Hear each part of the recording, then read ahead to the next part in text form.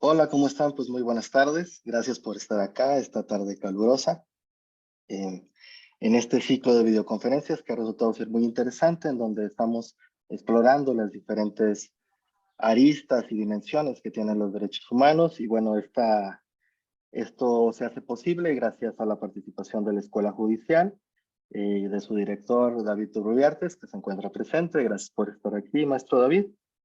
Y también de la Unidad de Género y Derechos Humanos del Poder Judicial del Estado, dirigida por la licenciada Oralia Lisbeth Solís Aguilar. Entonces también, licenciada Oralia, muchas gracias por estar acá y por apoyar este tipo de actividades. Y bueno, contarles que como cada vez que nos reunimos, pero esta vez muy en particular, tenemos el gusto de estar acompañadas y acompañados por una brillante investigadora, joven, que, que ha resultado ser muy acuciosa en sus estudios de las ciencias sociales y de la antropología.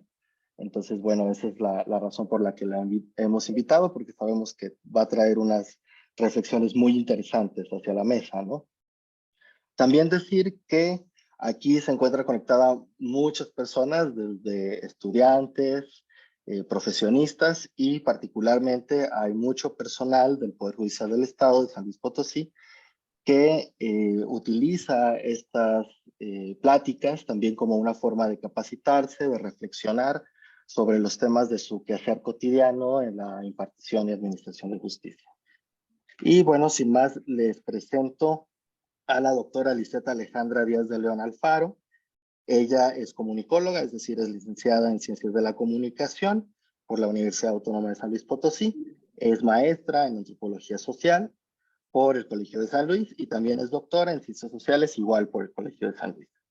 Tiene mucha experiencia docente y académica y bueno, actualmente está incursionando en el servicio público en la Dirección de Justicia Cívica del municipio de la ciudad de San Luis Potosí, ¿no? Entonces, eh, creo que su experiencia y su capacidad de análisis nos van a servir mucho porque ha estado en la academia, ha estado en la investigación, pero también ahora está de este otro lado de la administración pública y seguramente nos va a hablar de cosas muy interesantes. Entonces, gracias, doctora Lisette, te cedemos la palabra.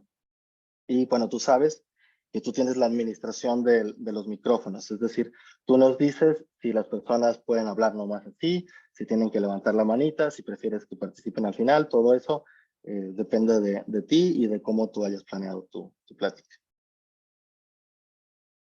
Ok, muchísimas gracias, doctor David. Y pues bueno, sí, me gustaría antes de iniciar, pues sí ponernos de acuerdo. Yo creo que lo más conveniente sería participaciones, comentarios, sugerencias al final para empezar y arrancarme con el tema. Y pues bueno, cualquier participación se las agradecería al final. Y pues bueno, si estamos de acuerdo, así podríamos comenzar. Muchísimas gracias. De acuerdo. Gracias. Pues bueno, primero sí quiero agradecer a las personas involucradas para que este ciclo de conferencias, talleres, ponencias, conversaciones, reflexiones se puedan llevar a cabo, porque de entrada pues nos facilitan la comunicación con muchas personas, ¿no? Y como bien lo ha señalado, con muchos perfiles, porque al final uno tiene a veces captada cierta atención, ciertos grupos, ciertas zonas geográficas incluso, y de pronto se pierde uno de vista, ¿no? Por ahí veía incluso ahorita saludos desde otros estados, entonces me encanta que sea así. Y pues bueno, abierta a todos los comentarios al final. Primero quiero agradecerle, obviamente, a la magistrada presidenta María Manuela García Cázares por posibilitar todos estos espacios, al maestro David Turrubiartes de la Escuela Judicial, que también por ahí tuvimos estos primeros contactos, y por supuesto también a ti, David, que acabas de dar la bienvenida, David Gutiérrez Manix, que además hemos compartido mesa de trabajo e investigaciones, ¿no? Entonces, también encantada de que se den estos vínculos. Muchas gracias.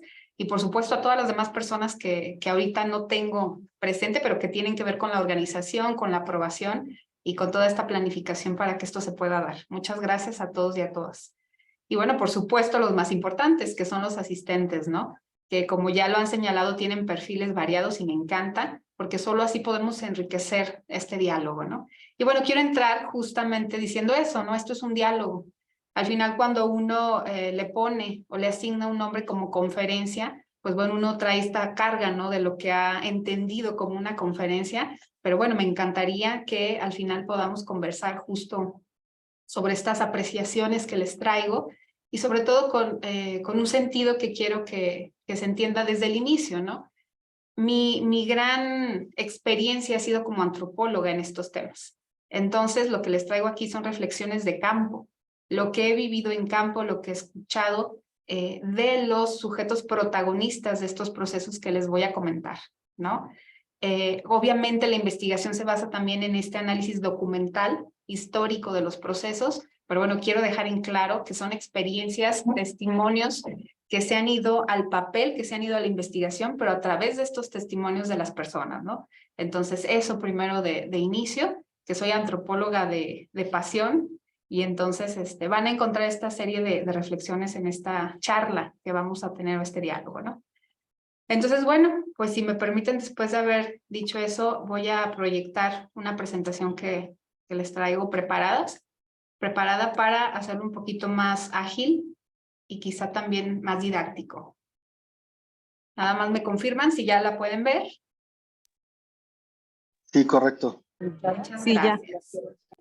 Muchas gracias. Pues bueno, yo creo que me voy a echar para atrás un poquito en lo que les decía que vamos a comentar hasta el final las sugerencias, comentarios, preguntas, porque bueno, esta imagen que ya la veían ustedes proyectada al inicio, antes de que empezáramos con la conversación, también la vieron de seguro difundida, ¿no? En redes sociales. Quiero iniciar con esta porque me encantó la imagen, me encantó el diseño que tiene y pues justo quería entrar con ustedes y preguntarles ¿qué les dice esta imagen? Sobre todo, pues las figuras, ¿no? Que adornan todo el texto, pero ¿qué les dice esta imagen? Justo ligado al tema del cual vamos a hablar hoy, ¿no? Que es el nexo político-criminal. ¿Qué les sugiere esta imagen? ¿Alguien que se anime a decirme? A ver, por ahí, Oscar, David, veo que levantas la mano, por favor. Sí, hola. Pues básicamente que el monstruo de la corrupción es como una especie de quimera, ¿no? Y que tiene muchas partes, que tiene muchos tentáculos, es decir, abarca muchas posibilidades. Y tiene como la cabeza de un sopilote, ¿no? Entonces es que son quienes luego andan así, ¿no? Esperando ciertas coyunturas favorables para poder actuar. Y se ve al final como hay dos personas que están siendo arrastradas, ¿no? Dentro de pues de ese proceso donde se está enriqueciendo el monstruo. Ok, muchas gracias. Bonita descripción para justo lo que vamos a hablar el día de hoy. Muchas gracias, Oscar David. Por ahí veía otra participación. Nada más que ya la perdí. No sé si alguien más quería participar. Por ahí vi otra mano levantada. Si es hacia adelante, abran micrófono porque ya no veo quién fue. Buenas tardes. Buenas tardes. Bueno, la imagen para mí representa, pues, los diferentes espacios, ¿no? Donde está implicada el actuar de cada uno de nosotros. Puede ser positiva, puede ser negativa, pero pues todos somos parte de, ¿no? Para mí eso representa. Ok, muchas gracias. Pues sí, nosotros al ver la imagen podemos hacer alusión a muchas metáforas, a muchas ideas, algunas de viva experiencia, otras ya preconcebidas por la experiencia que hemos tenido. Pero bueno, vamos a hablar, ¿no? Vamos a hablar acerca de varios conceptos, pero sobre todo me encantaría que pues al final hablemos de lo que nos ha tocado vivir, ¿no? Porque la experiencia al final asienta esa base también que nosotros los antropólogos nos encanta porque vivimos justo de testimonios y vivimos justo de lo que vemos, lo que observamos y lo que experimentamos en el campo. Entonces, pues bueno, vamos a hablar justamente de este tema que les traigo el día de hoy, que se llama el nexo político-criminal, derechos humanos vulnerados. Y pues bueno, les antecedo una pequeña conclusión, ¿no? No vamos a encontrar el hilo negro de las cosas. Hay derechos humanos vulnerados, gravemente vulnerados, pero lo que me encantaría es que se entendiera desde mi experiencia cómo es que se teje este nexo, cómo es que se arma, cómo es que se vincula y al final que posibilita toda la serie de arbitrariedades y cuestiones de corrupción, de olvido, de desfase que tenemos en este tema de derechos humanos. Pero bueno, vamos hablándolo y vamos por partes. Pues bueno, ahora sí que esta era la portada oficial, digamos. Ya me presentó el doctor David Gutiérrez, soy la doctora Alejandra Díaz de León Alfaro, y hoy tengo la fortuna de desempeñarme como directora general de Justicia Municipal del Ayuntamiento de San Luis Potosí. Aquí está mi correo de contacto por alguna duda, comentario que ya quisieran hacer particularizado. Al final se los vuelvo a poner para que lo tengan presente también. Pero bueno, abierta a todos los comentarios que pudieran vertir sobre la temática. Nada más recuérdenme, por favor, dónde fue el espacio que compartimos y con mucho gusto platicamos lo que tengan por ahí que conversar. Y bueno, quiero empezar primero diciendo cuáles son estas representaciones de la relación que nosotros establecemos entre lo que consideramos como crimen o grupos de crimen organizado y lo que es el Estado. Porque al final, vamos ahorita a debatir un poquito, ¿no? En el término de qué se entiende por aquel nexo criminal. Porque puede ser desde las escalas que nosotros consideramos bastante básicas hasta escalas ya transnacionales, que son aquellos grandes grupos de crimen organizado que nosotros entendemos hoy como ampliamente expandidos y muy poderosos, ¿no? Pero bueno, generalmente nos vamos a estar viajando entre estas tres posturas. Cuando nosotros vemos estas posibles relaciones entre un ente y otro, pues bueno, estamos muy inclinados a pensarlo en estas tres posturas, ¿no? O de verdad están totalmente coludidos y amigables, o en realidad creemos esta postura de que están totalmente opuestos. Y bueno, el término medio, ¿no? Pero bueno, vamos a hablarlo, ¿no? Primero la situación o la visión de que son opuestos, ¿no? Y de que en realidad hay un estilo de oposición entre estos grupos, es decir, Estado y grupos criminales. Y entonces hay una serie de características si nosotros nos ligamos como a esta postura, ¿no? Primero, que bueno, el Estado es hostil a la ilegalidad, ¿no? Y que obviamente es este ente que va a garantizar, va a proteger y siempre va a repeler esas situaciones de ilegalidad. Y obviamente aquí lo que tendría que hacer un grupo de crimen, pues es infiltrarse, ¿no? La famosa frase del crimen infiltrado, porque este es un armatoste que no lo va a permitir, ¿no? El Estado no lo va a permitir. Pero entonces en esas pequeñas rupturas, en esas pequeñas fugas, el delincuente es el que corrompe al funcionario. Y entonces tenemos el poder como un poder externo, oculto y corruptor, el poder del grupo criminal, ¿no? Entonces lo vamos a entender como esta oposición y este juego entre que hay una lucha eterna, en donde, bueno, a veces se gana, a veces se pierde, pero hay una lucha constante. Hay una postura media, que dice que, pues bueno, son fuerzas, digamos, en cierto sentido paralelas, pero que en realidad están en igualdad. Y pues sí hay en estas infiltraciones de la cual hablo en la postura anterior, pues bueno, aquellas cosas que el Estado ve que sí lo benefician. Y entre ellas no solo la situación económica particular de los funcionarios, sino además en el aspecto económico, en el aspecto social, que ya se visualiza como un beneficio, si me permiten entrecomillarlo o ponerlo en tela de juicio, y bajo su mejor postura, y ahorita argumento que me puedan decir, pero bueno, que también se benefician los ciudadanos por algunos servicios que incluso el grupo de crimen organizado les pone sobre la mesa a la ciudadanía, y de los cuales el Estado dice, bueno, nos vamos más o menos beneficiando, ¿no? Además, obviamente, de los beneficios particulares que pueden recibir los funcionarios o las personas que van adheridas a estas funciones del Estado, ¿no? Pero entonces sí hay un cierto sentido de lucha de poder y obtención de beneficios, porque somos conscientes, somos entes que en realidad no repelemos del todo, pero sí observamos ese beneficio que incluso va para ambas vías, ¿no?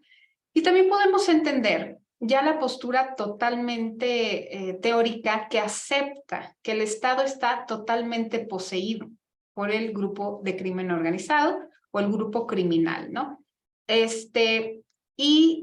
En esta postura, obviamente podemos entender al Estado como un Estado ya totalmente cooptado o como un grupo criminal utilizado, pues no tiene la fuerza simbólica del Estado. Y si me permiten más adelante lo voy a explicar un poquito mejor, ¿no? Y bueno, aquí la situación es que se entiende una perspectiva de un ganador frente al otro, ¿sí? O sea, alguien es el gran ganador y entonces no son estos entes paralelos que van ganando, ni son estos que repelen y no quieren saber nada del otro, sino aquí ya hay un ganador, hubo una lucha y obviamente hay una perspectiva de alguien que gana, ¿no? Y entonces, pues aquí podemos entender, les insisto, este término o esta terminología del Estado cooptado, del narcoestado, por ejemplo, son términos que hemos estado utilizando teóricamente desde hace algunos años, ¿no? O, al contrario, gana el Estado y el grupo criminal es utilizado para beneficio del propio Estado. Ahorita lo vamos desarrollando un poquito más, pero bueno, lo que les quería decir es que teóricamente hemos estado como viajando de una postura a otra, y si ustedes incluso lo checan históricamente o metodológicamente, en cuestión de comunicación, de campañas de publicidad, incluso las mismas posturas de campaña política, pues también versan a veces en esto, sobre todo en cuestiones de seguridad, y van versando, ¿no? Estas campañas y estos discursos, sobre todo en que hemos sido ganadores, que es la última postura que les hablaba, o la primera, ¿no? No lo vamos a permitir, y entonces somos hostiles a la ilegalidad porque aquí no se va a permitir. Pero bueno. ¿Qué es el nexo político-criminal como tal? Lo podemos definir, y aquí les pongo como dos conceptos para entender qué nosotros estamos conceptualizando como nexo político-criminal. El primero de ellos nos habla que es la posibilidad de unión entre organizaciones delictivas y el Estado, en donde se utiliza el poder público para fines particulares de lucro. Y otra definición que les agrego aquí es la corrupción institucional en el seno del Estado que facilita la organización de grupos criminales. Y ojo aquí con esta última, que es la que más me gusta, ¿no? Dejen ustedes que los funcionarios que tenemos que ver con las cuestiones del Estado, decidamos o no, ¿verdad? Dejen ustedes que los funcionarios agarren dinero. La situación es que la corrupción es tan amplia que incluso no necesito agarrar dinero para hablar de un nexo político-criminal. Con que yo le facilite a esos grupos su organización y su operación, que a veces no tiene que ver con el dinero, estoy yo siendo parte de ese nexo. Entonces es mucho más amplio que como a veces lo entendemos, porque pensamos, si nos vamos a la definición de arriba, que es con un fin de lucro, y a veces el lucro no tiene que ver nada más con el sentido económico. Claro que hay un beneficio, claro que hay una ganancia, porque es un nexo, y en el nexo, en esa vinculación entendemos que hay una garantía de beneficio, pero no siempre es monetario. Y ahí quiero ser muy clara en ello, porque no siempre se persigue el dinero. Pero en el sentido y en el orden en que yo le vaya facilitando a los grupos esa organización, ese trabajo, esa infiltración, simplemente yo estoy siendo partícipe del nexo político-criminal. Y a veces incluso con hacer como que no veo ciertos procesos, con ser testigo, con ser esa parte que ve pero no quiere decir, que ve pero no quiere denunciar, estoy siendo parte de ese nexo. Queramos o no, porque estamos posibilitando que ellos se puedan organizar.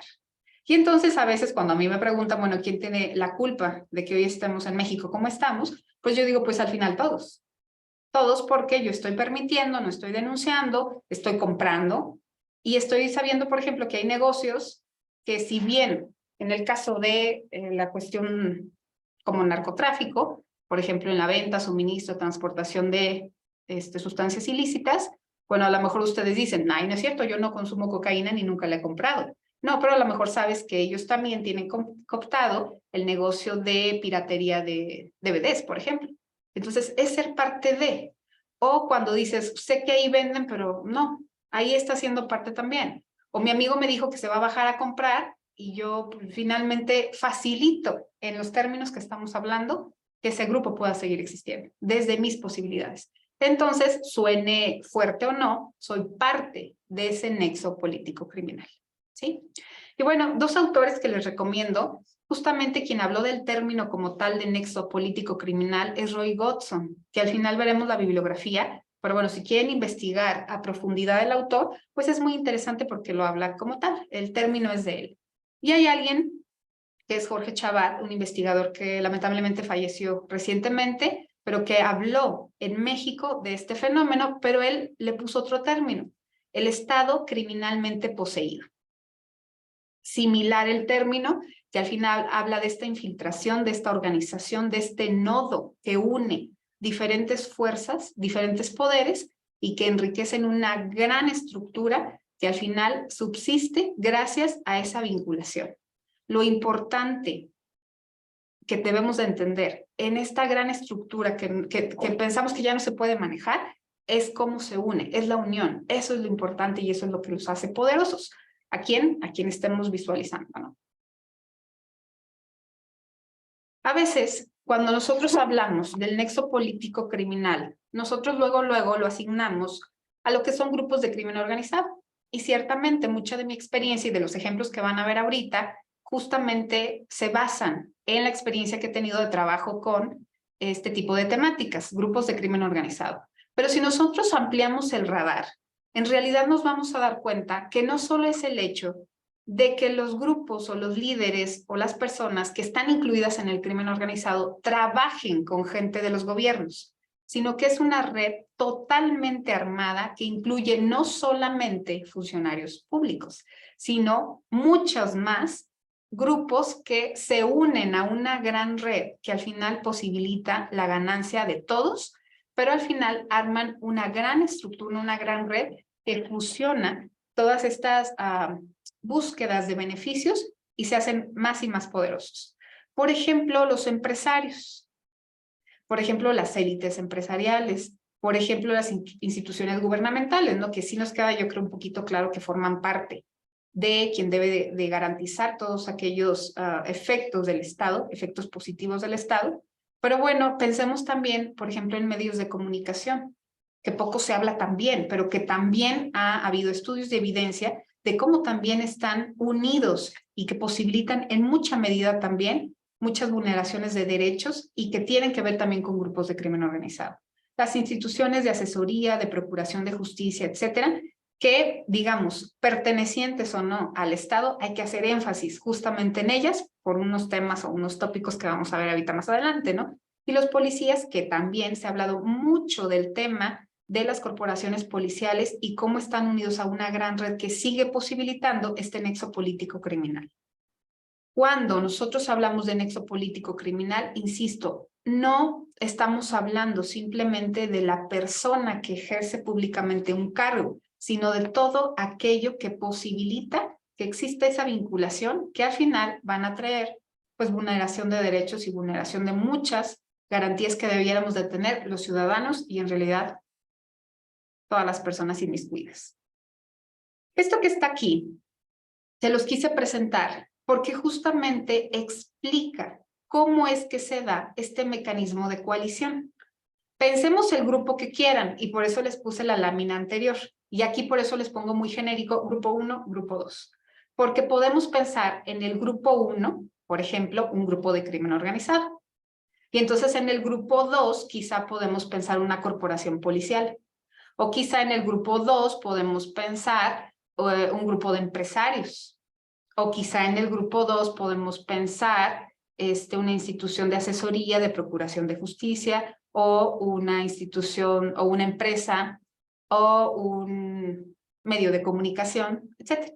¿Sí? A lo que voy es a la explicación general que les voy a dar.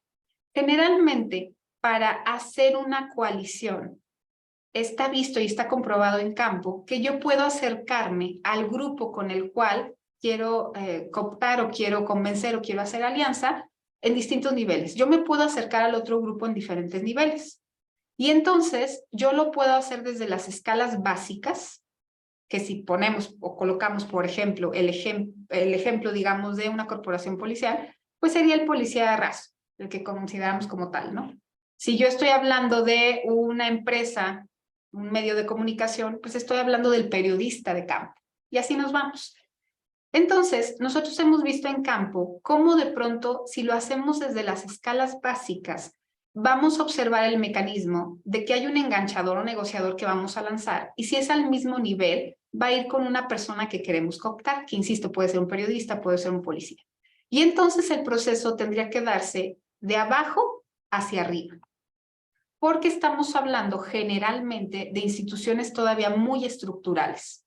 Aunque nosotros hoy hablemos de redes y de cómo todos estamos conectados y cómo fluimos y demás, en realidad, si nos fijamos bien, en muchas de estas instituciones de las cuales estamos hablando siguen siendo estructurales y siguen teniendo estos mecanismos de cadena de mando. El crimen organizado lo tiene, las policías la tienen, las instituciones gubernamentales la tienen, los empresarios la tienen. Entonces, aunque estemos hablando hoy de redes, en realidad las cadenas de mando siguen siendo muy fijas. De tal manera que, insisto, si yo quiero convencer a un policía de trabajar de mi lado y hacer este nexo, yo tendría que convencerlo a él y él tendría que ir colocándome con su cadena de mando de abajo hacia arriba. Y entonces eso implica mayor desgaste, implica mayor tiempo, implica mayor gasto monetario e implica una serie de desperdicio incluso de tiempo. Y hay un riesgo exponencial ahí de ir escalando yo en esa cadena de mando.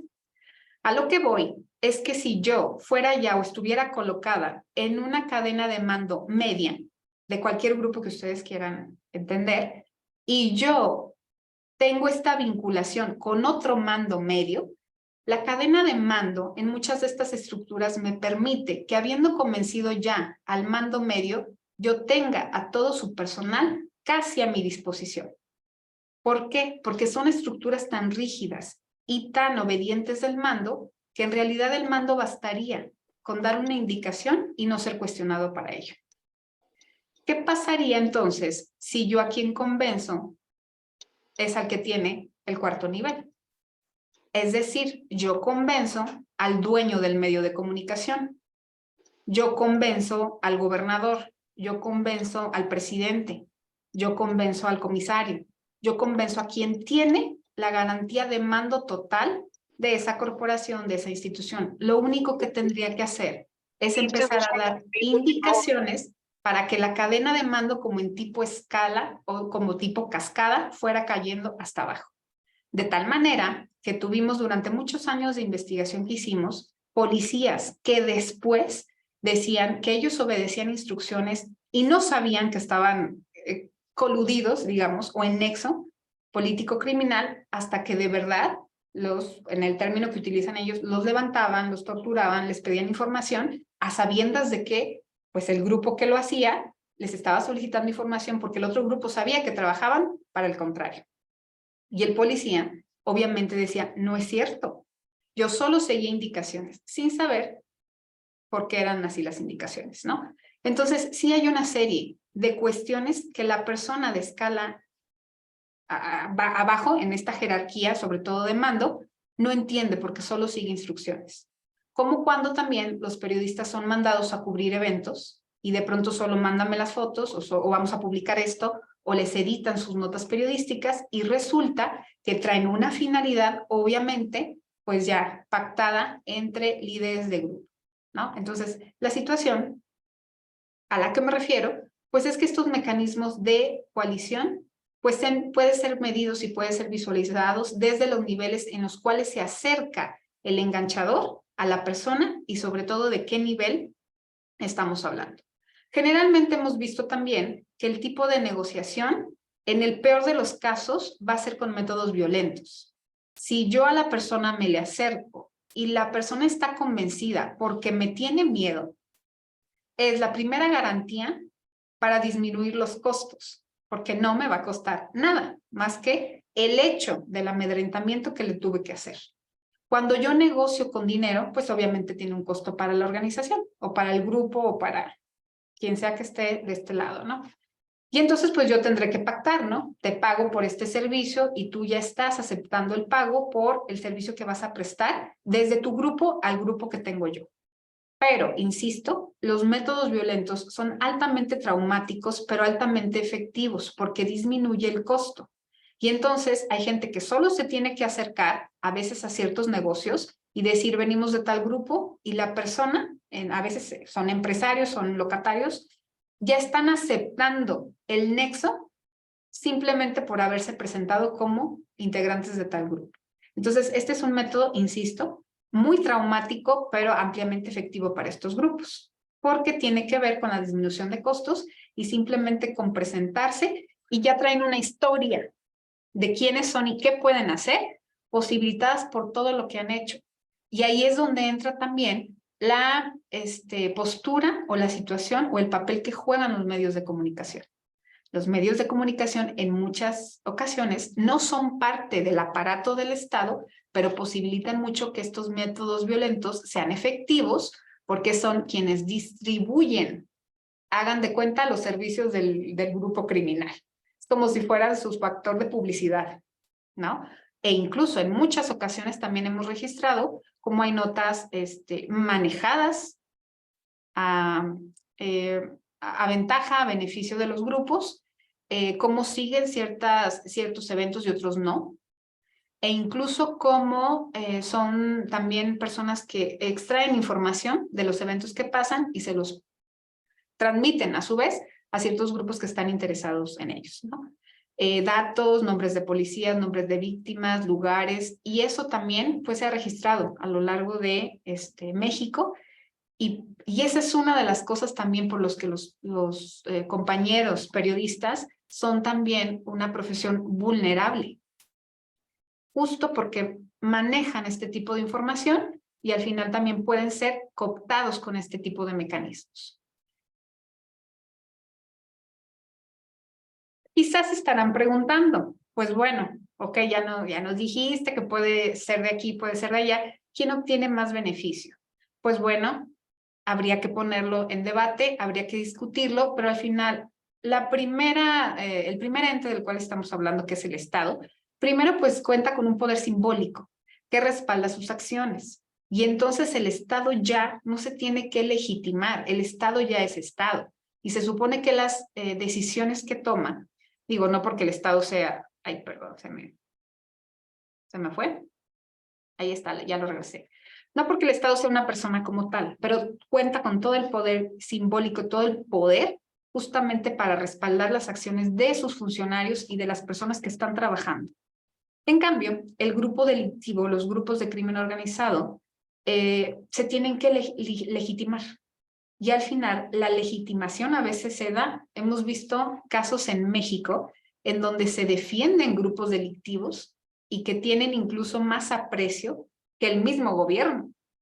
Y eso se ha visto retratado en muchas zonas de México. Y sobre todo, los grupos delictivos toman más fortaleza en la medida de que existe poca legitimidad de los gobiernos. En la medida en que hemos empezado a dejar de creer en los gobiernos, en la medida en la que ya no podemos absolutamente confiar nada en el gobierno, desconfiamos, no queremos acercarnos, los trámites no, hemos visto la impunidad, la corrupción, y es muy palpable, pues bueno, el grupo delictivo incluso empieza a infiltrarse en la perspectiva ciudadana como algo benéfico. Y entonces suena muy distanciado, pero es súper real en México.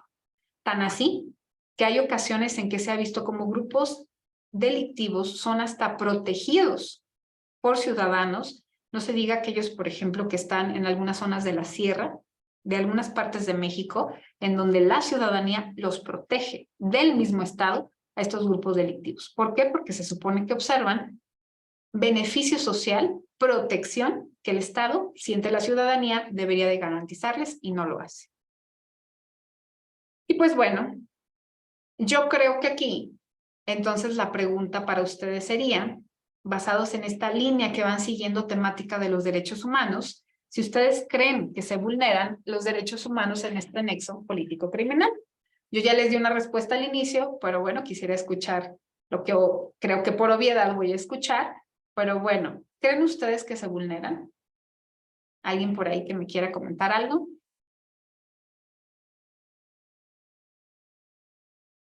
Sí, no y por qué. Sí, no, más o menos, o por qué o cómo. ¿Alguien quien quiera agarrar el uso de la voz? Adelante.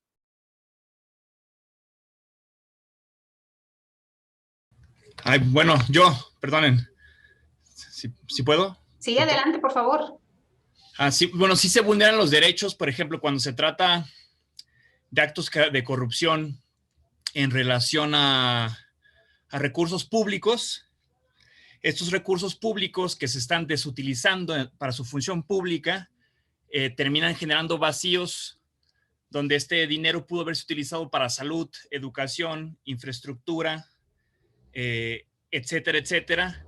Y además de que se vulnera el derecho que tenemos todas las personas a un Estado de Derecho, a saber que tenemos instituciones confiables, que van a cumplir con las normas, que ante tal acción va a haber una reacción y va a haber consecuencias, y al haber actos de corrupción se pierde esto. Entonces perdemos certeza jurídica como ciudadanos en nuestra vida cotidiana, y esto se agrava cuando llega incluso a etapas electorales, ¿no? Como hemos visto también en diversos medios, ¿no? Se vulnera la democracia en sí misma cuando ya grupos del crimen organizado, sean de carteles o simplemente grupos empresariales, que afectan ya también las decisiones políticas, ¿no? Al mentir, al financiar campañas con dinero ilícito, etcétera, etcétera. Gracias. Muchas gracias a ti, Oscar. Por ahí tengo otra participación. Dimas.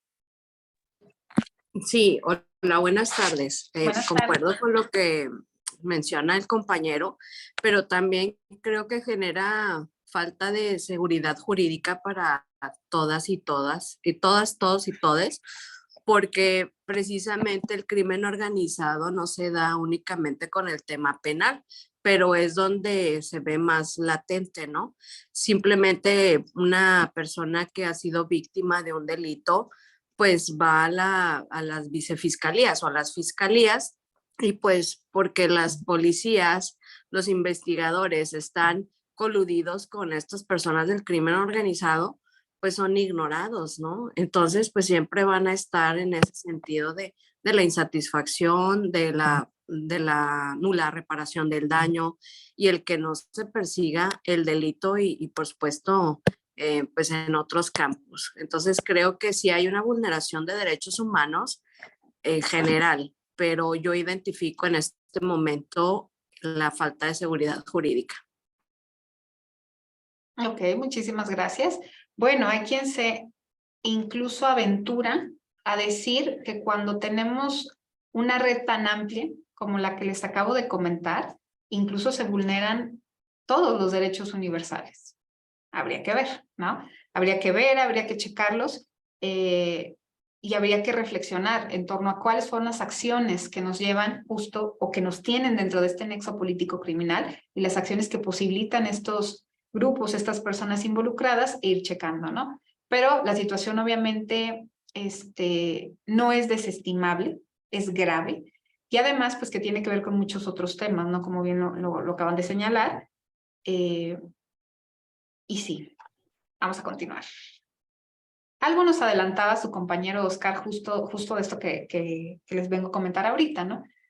Primero, pues el nexo político criminal, como les decía al principio, no estamos descubriendo el hilo negro. Obviamente induce a violaciones a derechos humanos. Pero yo creo que incluso lo podemos ver a varios niveles, ¿no? Ya el hecho de la posibilidad de que exista un nexo político criminal ya nos está induciendo, como lo decía el compañero, a violaciones ya de por sí. Pero si a eso le agregamos que este tipo de vinculación y de redes no solamente es la unión y lo que posibilita un solo hecho de unión, sino que además la red, cuando se siente fuerte con todas estas personas que forman parte de ella, quieren perdurar la red. Esa es la situación y la peligrosidad de la unión, que una vez unidos se palpa tan visiblemente el beneficio que tenemos que queremos seguirlo teniendo y que además queremos exponenciarlo. Entonces, además ya de las violaciones a derechos humanos que podríamos pensar, tan solo de caer en cuenta de las acciones que van haciendo para formar parte de este nexo, además, en un segundo nivel, una vez que vemos las ventajas o los beneficios, pues genera actos de corrupción. Y ahí se agregan otras violaciones a derechos humanos. Y si además agregamos el tema de la impunidad, yo creo que teniendo estos tres factores, el nexo, la corrupción y la impunidad, ya estamos casi garantizándole a la gente que pertenece a este tipo de redes que esta red se puede perpetuar, ¿no? Ustedes me dirán, no, todo puede ser finito. No sé, yo he encontrado de pronto gente que de verdad está ya vinculada y está tan bien conectada que de pronto yo las veo ahí durante mucho tiempo y solo se acaba por grandes sacudidas en esa red. Cambios de mando, cambios de pues a veces incluso de cuestiones electorales, de partidos, de cambios de poder en gobierno, pero en realidad siguen siendo parte de la red de alguna u otra forma.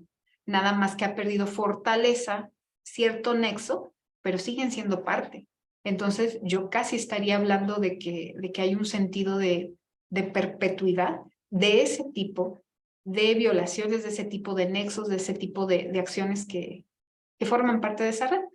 Y quizá es aventurado decirlo, pero una vez que formas parte de estos nexos y de esta red, casi como lo dicen por ahí en sentido coloquial, no te puedes salir.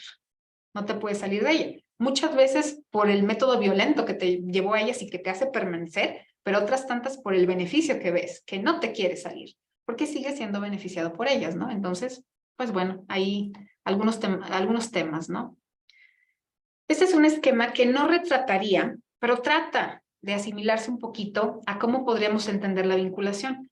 ¿Y por qué digo que se asemeja pero no lo retrata fielmente? Porque bueno, las vinculaciones no son así de estáticas, las vinculaciones no son así de equilibradas. Hay nexos que son más disminuidos que otros, hay algunos que tienen muchos otros grupitos al lado, y las redes siempre son dinámicas, se van moviendo, van cortando líneas, uniéndose con otros. Hagan de cuenta que tendría que tener vida, ¿no? Pero aquí les he colocado también, además de ya los grupos que de por sí les había comentado, pues el de la ciudadanía, ¿no? Que a veces nosotros la observamos como aquel grupo que es más vulnerable, aquel grupo que es el más en desventaja, el más desventurado, pero como les decía al inicio, que lamentablemente también tiene que ver con el nexo. Y también tiene que ver de manera involuntaria y a veces muy voluntaria, pero que sí es el de más desventaja. ¿Por qué? Porque es el que no obtiene esos beneficios y es el que no se puede vincular con estas grandes ventajas del sistema o de la red de la cual estamos hablando. Por ahí tengo a alguien que quiere participar. Constantino.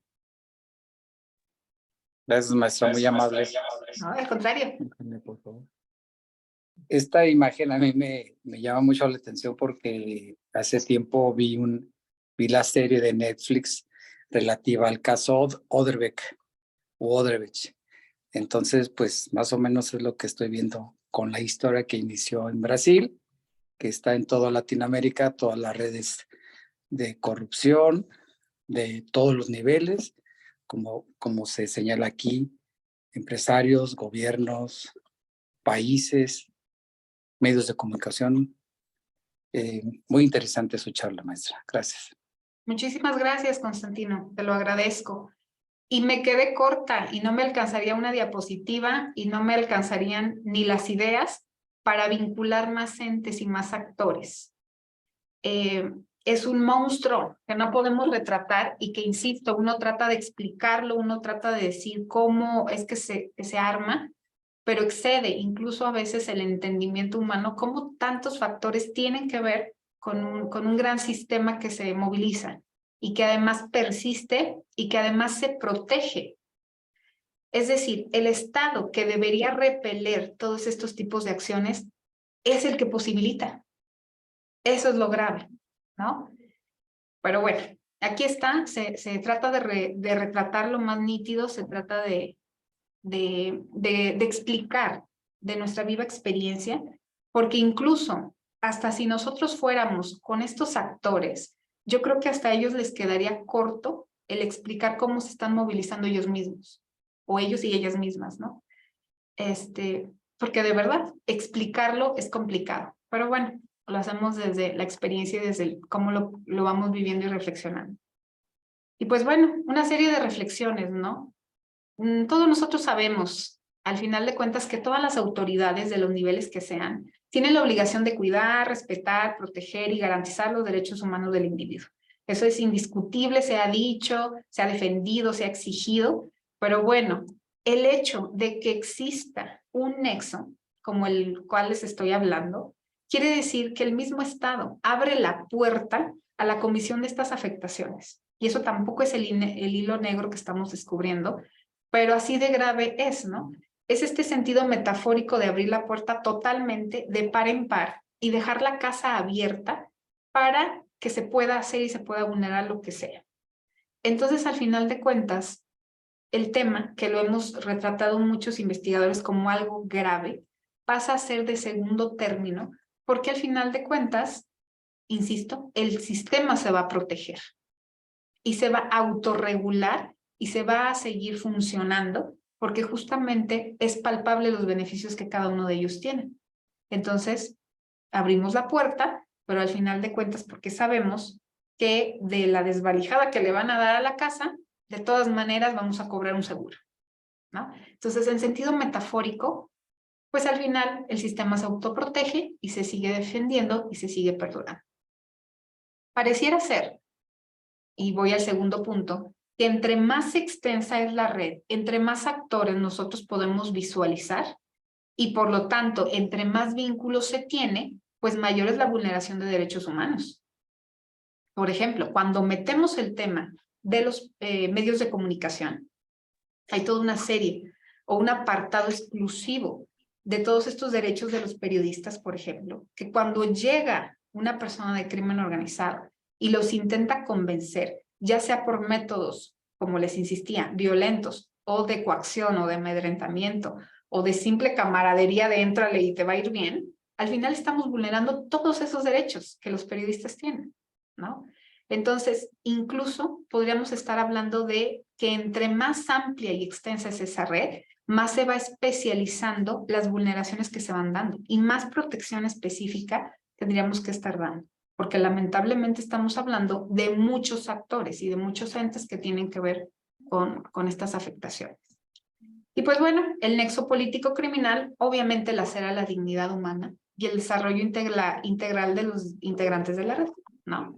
Porque aunque nosotros vemos esa red como que, ay, qué malos, cómo hacen todo eso, y la gente más sensible a los temas, cuando ya les hablamos de cómo se hace, cómo se posibilita y cómo se mueve, pues bueno, incluso, insisto, hay gente perteneciente al nexo que no sabe ni siquiera que lo está posibilitando, como el simple ciudadano que les acabo de mencionar, que es partícipe de una compra de un DVD y al final sigue posibilitando la existencia de esos grupos, ¿no?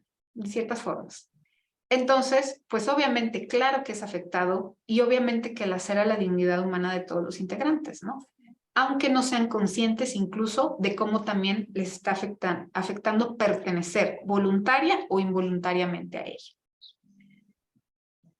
Y pues finalizo yo diciendo que vulnerarle a alguien un derecho humano es un acto muy violento en sí, porque justamente estás atacando la dignidad humana de la persona y su desarrollo integral.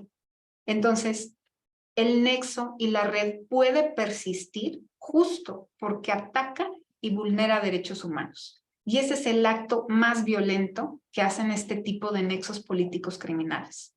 Y asegura la perduración porque, como ya les dije, amedrentar y entrar a la negociación por métodos violentos también es una forma de pacto o de coalición. Entonces, pues bueno, estamos hablando de que la laceración y vulneración de los derechos humanos, lamentablemente también, pues es un método de enganche y de posibilidad de este tipo de redes. Y bueno, aquí hay una bibliografía y voy acabando pues justo para darles la palabra a ustedes, ¿no? Me encantaría escucharlos, sobre todo ustedes que tienen tantas experiencias. Yo sé que hay gente, como lo mencionó el doctor David Gutiérrez, pues que se está adentrando apenas a los temas que están tratando en este ciclo de conferencias. Hay gente muy experta que obviamente ahorita nos puede aportar muchas perspectivas. Entonces, pues adelante, ¿no? Ya nada más finalizo diciéndoles que, pues obligados estos dos autores que les dije, Roy Godson y Jorge Chabat, pero pues además un artículo, ¿no? De Pierre Gausset, que habla sobre crimen y guerra de narcotráfico. De todas maneras, pues estos datos que los quieran ya más directos, con todo gusto se los puedo pasar. Y pues ya nada más agradecerles haberme escuchado. Quedo a su disposición para cualquier comentario, duda, sugerencia. Y con todo gusto recibo también comentarios escritos por si ahorita no tuvieran el tiempo o la disponibilidad para expresarlo, o a veces, insisto, el tiempo en esta conferencia, pues igual háganme llegar un correo y con todo gusto lo leo y por ahí lo contesto. Muchas gracias.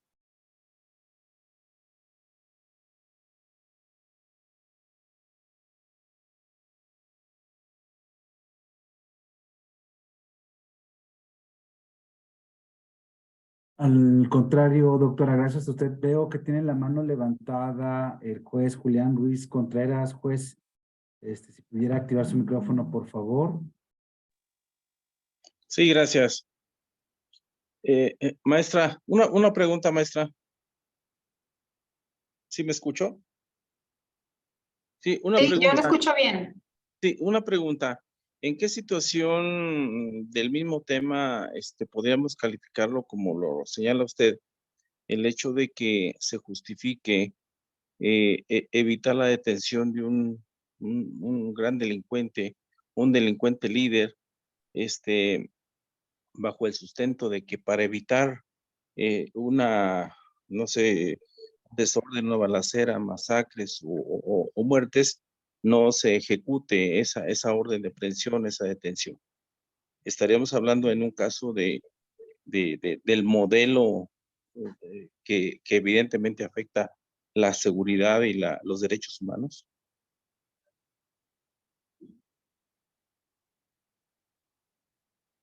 Bueno, Sí.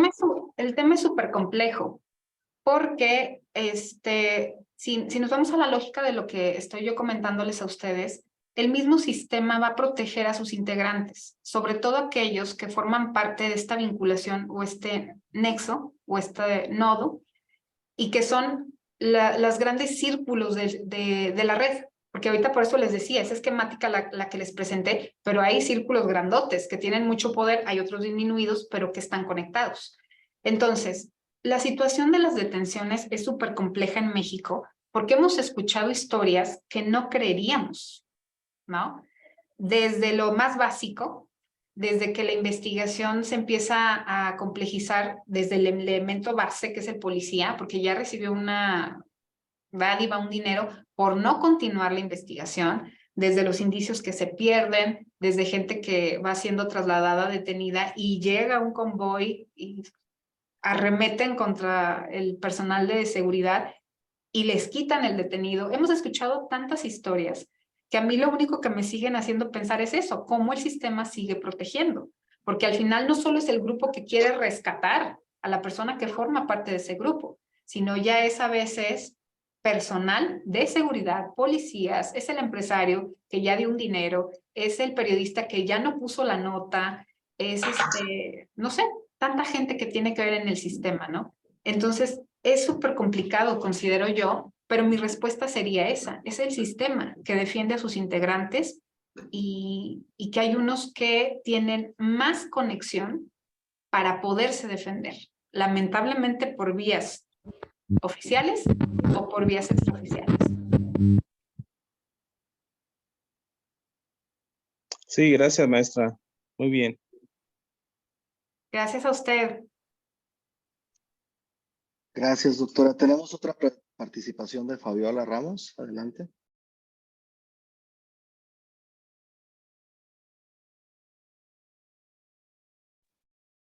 Hola, doctora. Buenas tardes.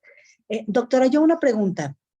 En relación a todo lo expuesto, me queda claro que las instituciones a veces se ven rebasadas bajo esta tesitura que usted manifiesta. ¿Cuál sería el mecanismo o cuál sería la propuesta que pudiera tener cada representante de cada institución para efecto de minimizar esa vulneración de derechos humanos con respecto a la corrupción que usted nos está planteando?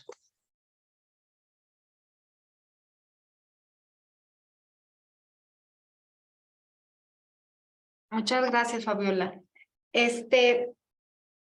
Lamentablemente hemos estado, desde que yo tengo conciencia de los temas, pensando en las mejores formas de poder detener. Y he escuchado esta pregunta en todas las ponencias que yo he dado, que he hablado sobre corrupción, sobre redes, sobre crimen organizado o sobre los temas que fueron versando aquí, ¿no? Lamentablemente, siempre cuando uno plantea la situación, como uno la observa, pues la pregunta que todo el mundo se hace es, bueno, ¿y qué hacemos, no? Y yo, pues aquí siempre hablo de cosas que han funcionado, ¿no? Porque si hubiera algo que de verdad lo pararía en este momento, pues encantada lo digo y nos ponemos de acuerdo y lo habilitamos, ¿no? Pero es tan complejo que yo solo puedo hablar de ciertas experiencias que han funcionado. En algunas ocasiones, esa mano dura de un mando ha funcionado. Y digo en algunas ocasiones, ¿no? Porque sabe el mando que no entrando él a la corrupción puede de alguna manera parar esa cascada de coalición. Por supuesto que puede detectar uno que otro que sí logran infiltrar, pero al final no va a subir porque él va a parar, ¿no? Entonces, a veces ha funcionado. Yo conocí experiencias, por ejemplo, incluso en la Policía Federal, donde se les daba todo el apoyo a la policía para, una vez que querían ser cooptados, tenían la posibilidad, porque eran federal, en aquellos tiempos que existía la Policía Federal, de cambiar al compañero policía, ¿no? Al compañero operativo. Y ese sentido de mano dura de aquí no va a pasar, ha funcionado en algunos casos. En otros, justamente el conocimiento, capacitar a la gente, a los actores involucrados, escuchar a la gente, escuchar a los funcionarios y todo. Yo le creo y le apuesto muy poco a los métodos esos de el dinero y subir los sueldos, porque bueno, la corrupción no tiene que ver con dinero. A veces la corrupción tiene que ver con el poder. Fin de la historia, ¿no? A veces sí tiene mucho que ver con el dinero, pero a veces mucho tiene que ver con el sentido de poder. Entonces, es eso, ¿no? ¿Cómo le quito yo a la gente el deseo de poder? Eso es complicado, muy complicado. Yo los invitaría a cada quien desde su postura, desde su institución, ver los mecanismos de escucha de esos actos de corrupción, ver qué estamos viendo, ver cómo estamos sancionando, ver cómo nos estamos coordinando entre instituciones y sobre todo, al haber una red que posibilita estas acciones, debería de haber una contraparte, una red que no las posibilite. Pero el problema es que esas redes que no lo posibilitan son muy endebles, lamentablemente. Entonces yo creo en la fortaleza de las redes positivas y en que este tipo de mecanismos, de procedimientos, de procesos como el que estamos llevando a cabo hoy, de escucharnos, de conversar, de compartir, justo hacen eso, una red. Nada más hay que seguir coordinándonos, ¿no? Quizás es utópico, pero es casi copiarles el mecanismo, nada más que no lo hemos echado a andar tan efectivamente. Gracias, Fabiola. Muchas gracias, doctora. A ver, escuchamos al licenciado Constantino Ramírez y después al licenciado Oscar David Reyes Medrano. Gracias, maestro David. Maestro, su servidor Constantino Ramírez, de nueva cuenta. Bueno, yo veo los objetivos o los propósitos, pero sobre este tema, ¿qué consideración me daría usted si el tema para resolverlo o para atacarlo o para atenderlo, optáramos por una axiología, ¿no?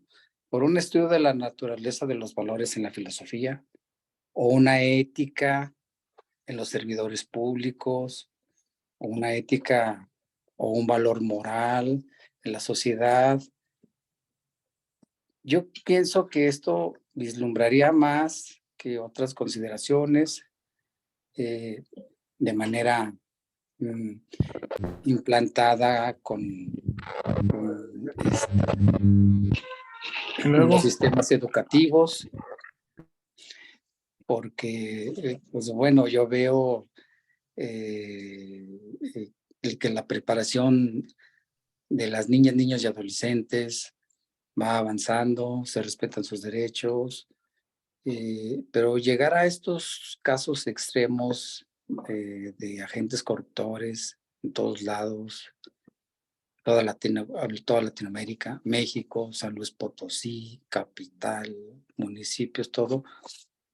¿Qué vertiente usted consideraría mejor o mayor sobre las consideraciones que le expongo? Gracias, maestra. Muchas gracias a usted, Constantino. Yo siempre le voy a apostar a la educación.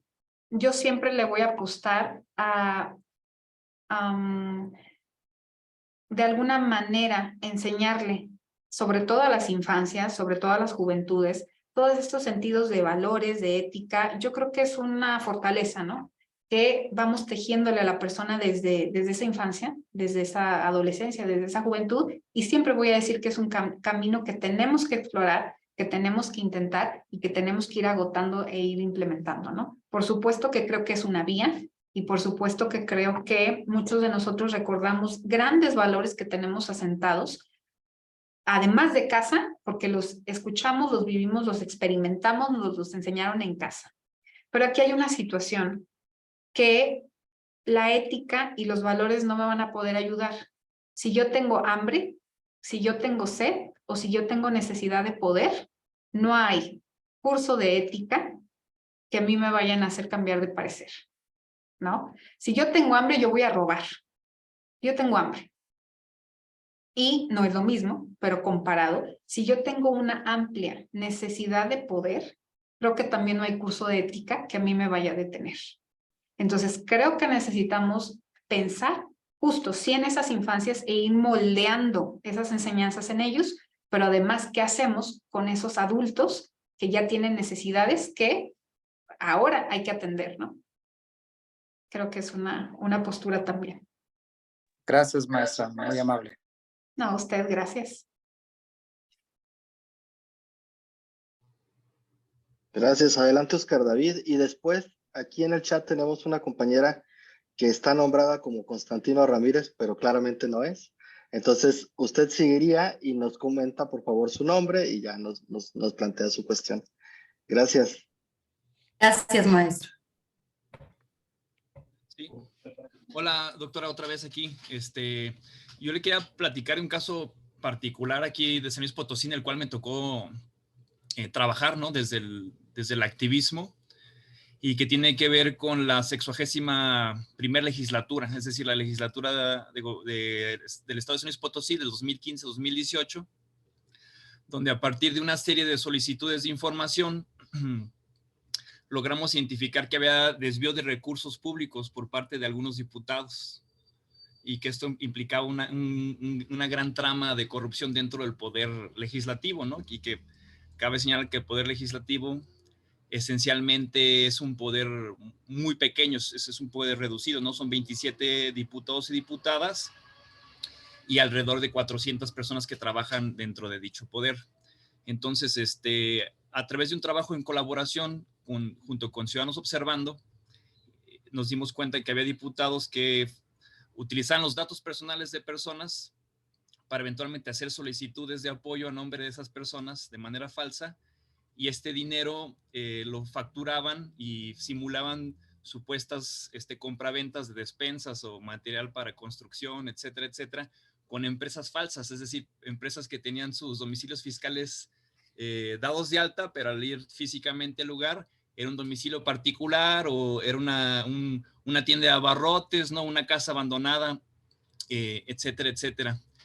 Y eso desató pues un gran movimiento social. Yo creo que muchos de ustedes han de recordarlo, ¿no? Que incluso se aparejó con el tema de la ecuación corrupta, que fue cuando un diputado estaba pidiendo un moche para limpiar cuentas públicas en unos municipios de la Huasteca, ¿no? Y que esto generó que hubiese una gran movilización, que se detuvieran sesiones, que se eliminara el fuero a nivel local, pero todo este proceso anticorrupción se desencadenó por la participación ciudadana, ¿no? Eso es lo que me gustaría resaltar, de cómo un grupo de ciudadanos, sin el presupuesto millonario que tiene la Fiscalía Estatal Anticorrupción, sin el presupuesto que tiene el ACE, por la mera inversión de tiempo, logramos dar con estos casos y muchos de estos casos llevarlos ante la justicia, ¿no?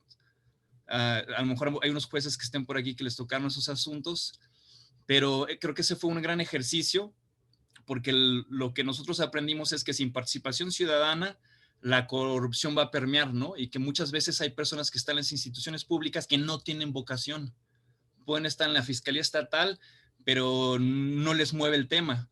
O, por ejemplo, que a veces las tramas de corrupción son tan amplias al grado de que los mismos diputados que estaban siendo acusados fueron los mismos que votaron al entonces fiscal anticorrupción, ¿no? Entonces como hasta paradójico, ¿no? O sea, cómo el fiscal anticorrupción iba a perseguir a estos diputados que estaban siendo señalados por dicha situación. Bueno, esto no hubiese avanzado al grado que avanzó sin la participación ciudadana.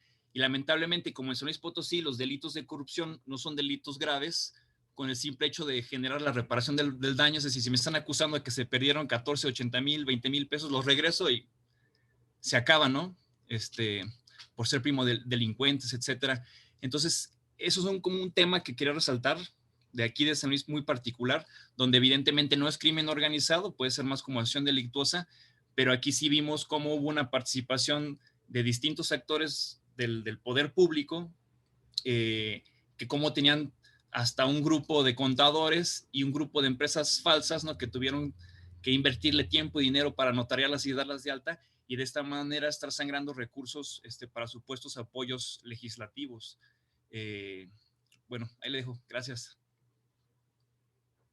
Muchísimas gracias, Oscar. Sobre todo, qué interesante es escuchar, y justo a eso me refería con el diálogo, ¿no? Con la conversación desde nuestras perspectivas. Hay algo que hacen muy bien los integrantes de esta red, que se saben pertenecientes a ella y que tienen esta conciencia, ¿no? Saben leer con cuánto vamos a tener, porque el sistema a veces te da poquito, la red a veces te da mucho, pero sabe leerte muy bien. Y a veces el funcionario tiene con que le sigan renovando un contrato, ¿sí? O a veces tiene con más, ¿no? Con que me sigan dando una licitación, con que me sigan dando esto, con que me sigan dando aquello. Me encanta el tema de participación ciudadana, me encanta el tema del activismo, porque sí creo fielmente que hay ciudadanos que dicen, yo no voy a formar parte de esa red, no conscientemente, y voy a hacer todo lo posible porque yo no provea de algo o posibilite algo para que sigan funcionando.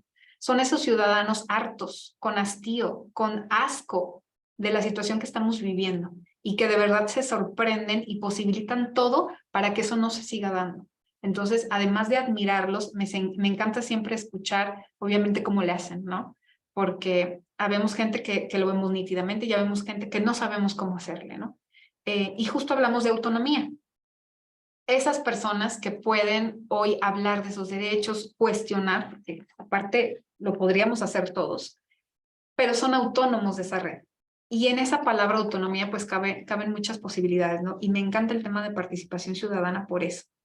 El mayor daño o afectación que podemos hacer funcionarios públicos o que podemos hacer gente de diferentes esferas es justamente normalizar la corrupción. Ese es el gran daño. Es decir, hay mucha gente que de escuchar lo que tú puedes estar ahorita diciendo, Oscar, dice, común. Pues sí, ¿no? Es común, se suele estilar así, sí, así lo hacen, ¿no? Ese es el peor daño que hacemos, que la gente lo normalice y que diga, es común, ¿no? Ese es el gran daño, porque nos debería de estar dando sorpresa y nos debería de estar dando, como ya les dije, hastío y asco todo lo que se hace. Muchas gracias por compartir, Oscar.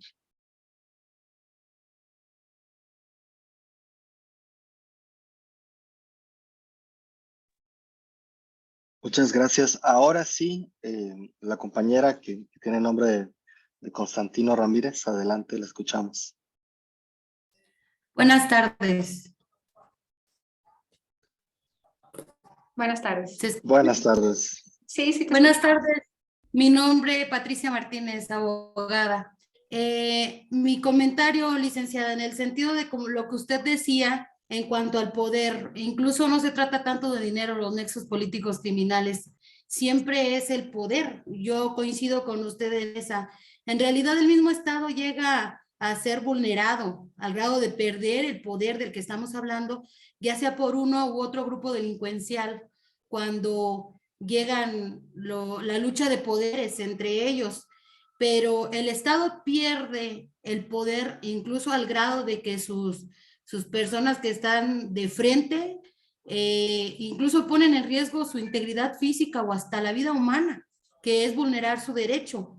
En este sentido, mi pregunta sería, ¿cuál sería para usted una estrategia política para evitar el nexo del crimen con el Estado?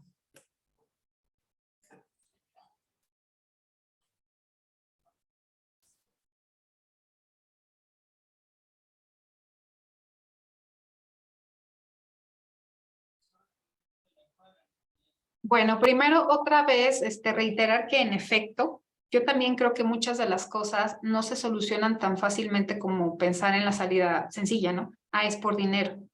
Incluso cuando hacemos el análisis de ciertos delitos, que en apariencia es un robo, que en apariencia es una violación sexual, que en apariencia es un abuso sexual, en realidad la cuestión de fondo es el poder.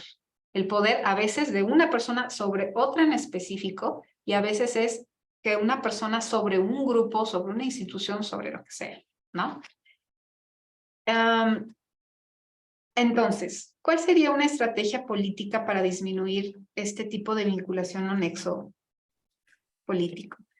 Es bien complicada la respuesta porque justo vuelvo a caer en el término que me preguntaban hace rato, ¿no? ¿Cuál es la solución? Pues al final, la estrategia política debería de estar basada en pensarse en esta solución. Y yo volvería a caer en la misma respuesta de necesitamos primero ser conscientes de lo que está pasando. Quien toma las decisiones, porque hay tomadores de decisiones y hay gente que señalamos y hay gente que operamos y hay gente que cada quien tiene diferentes niveles de actuación, ¿no? Cuando queremos plantear una solución. Entonces yo creo que primero tendríamos que concientizar de qué estamos hablando, ¿no? Necesitamos concientizar quiénes son quienes forman parte de estas grandes redes y a qué van, cuál es su beneficio, cuál es su ventaja, que insisto, no simplemente es económica, y a partir de ahí poder planear una estrategia integral que tendría que ir versada en varias líneas.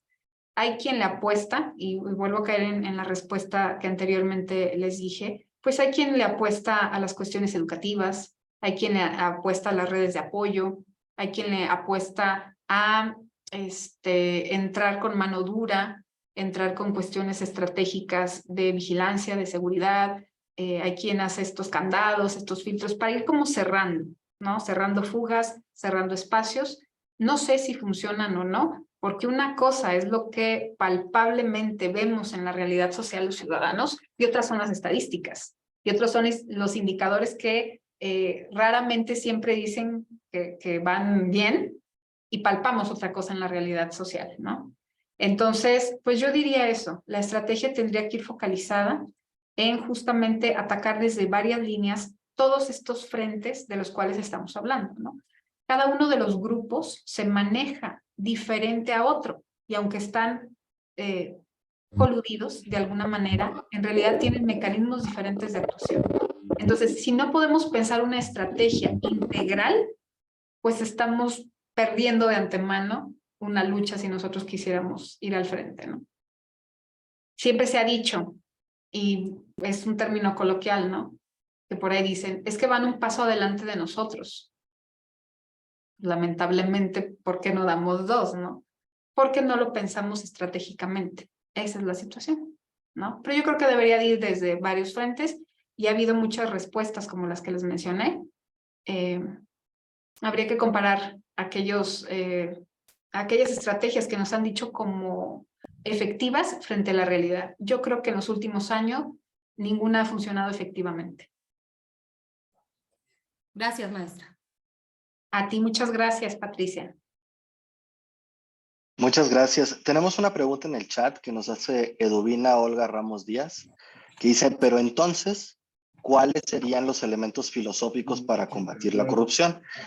Y también recordarles, perdón, que tenemos en el chat una liga para la encuesta de satisfacción. Entonces, si les gustó, si les está gustando esta plática, pues ayúdenos ahí a reflejarlo.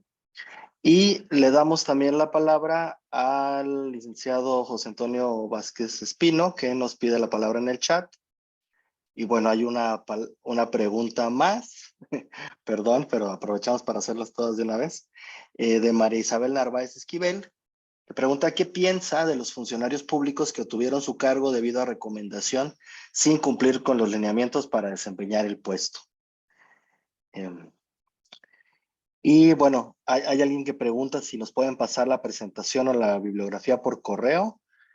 A lo mejor sí, no sé, doctora, si nos la puedes compartir y más adelante se las mandamos a las personas participantes.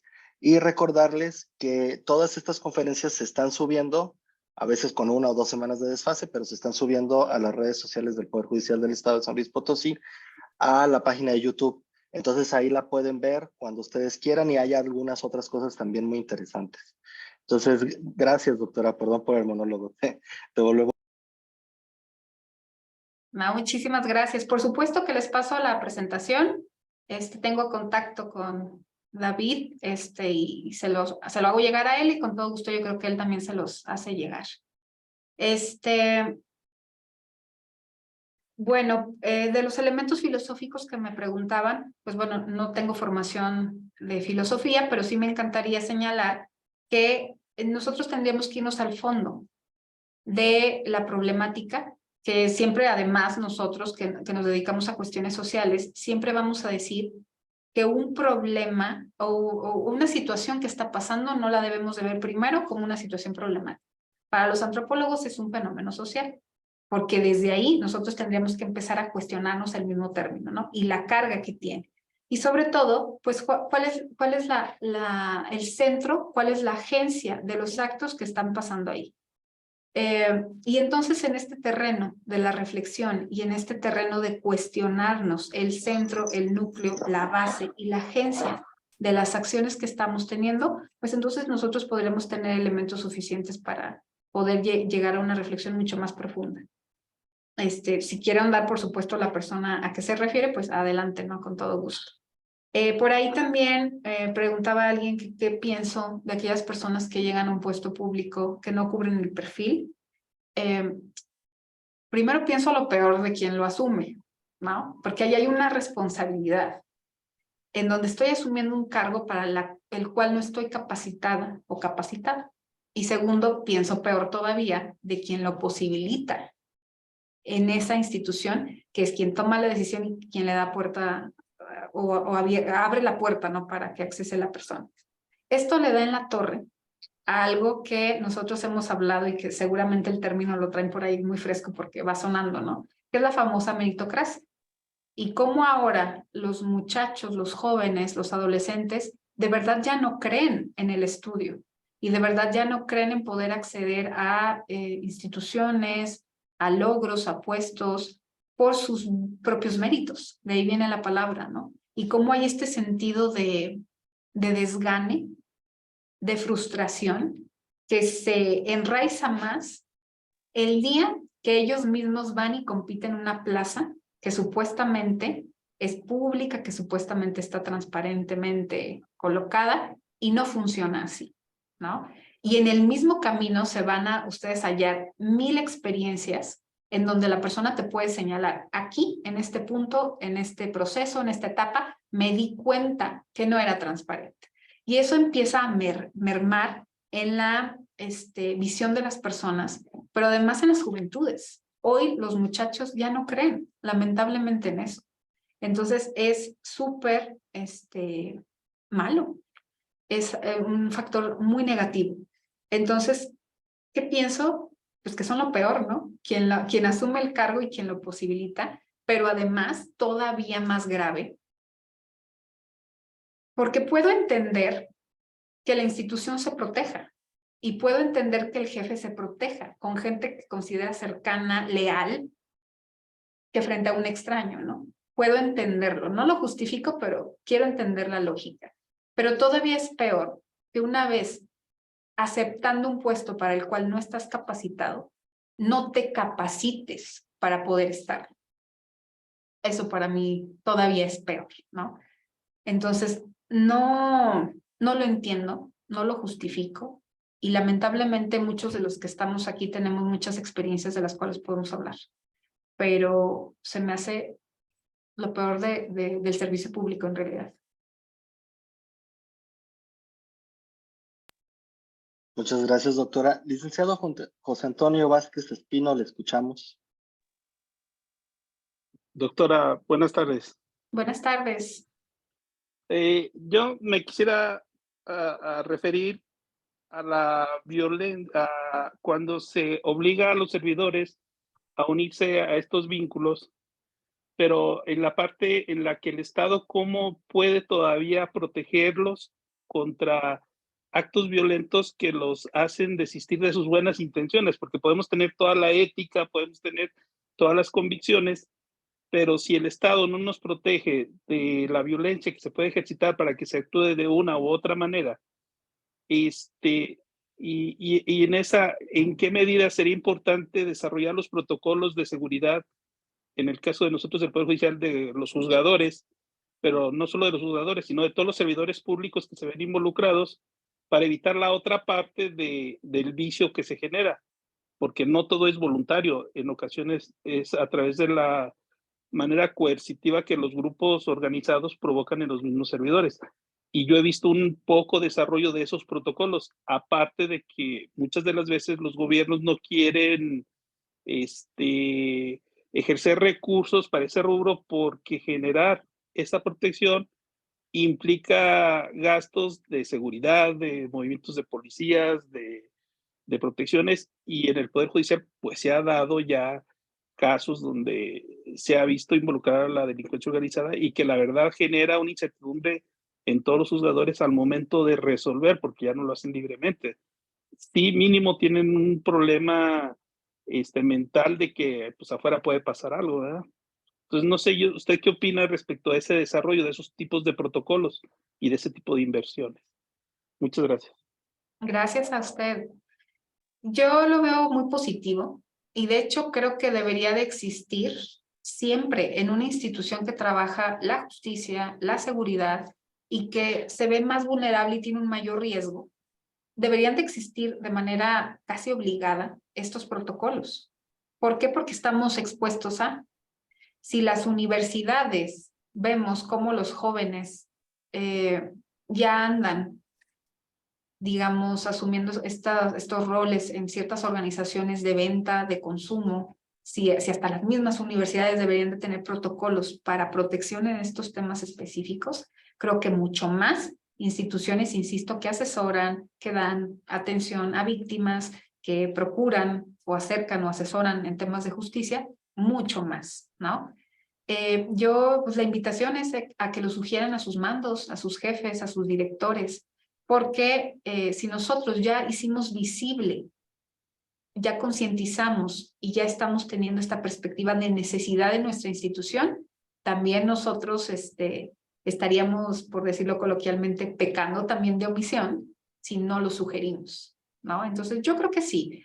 Y bueno, me atrevo a sugerir, ¿no?, que se pudieran hacer mesas incluso colegiadas de varias instituciones para armar protocolos y cómo nos podríamos ayudar entre instituciones, ¿no? Ustedes trabajan un tema, probablemente, no sé, universidades o academia trabaja otro, ayuntamiento otro, la Secretaría de Seguridad otro. Es decir, sí se pueden hacer colaboraciones, uniones, redes, justamente para trabajar temas de protocolo y cómo le haríamos si alguno de nuestros servidores denuncia que pues está siendo parte de este método de alianza o de coalición, o lo están intentando amedrentar o convencer, ¿no?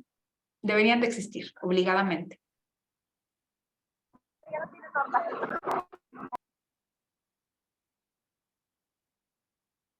Muchas gracias, doctora. Bueno, ¿habrá algún otro comentario, pregunta? Este es el momento.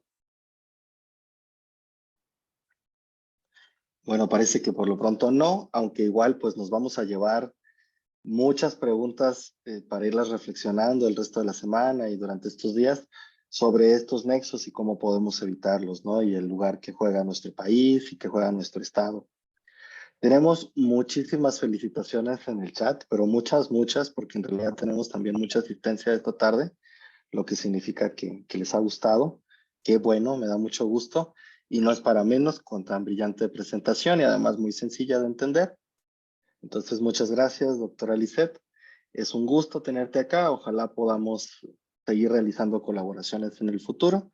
En la Escuela Judicial estamos permanentemente buscando la manera de capacitar al personal judicial. Entonces, seguramente una alianza con una persona como tú nos podría ayudar muchísimo.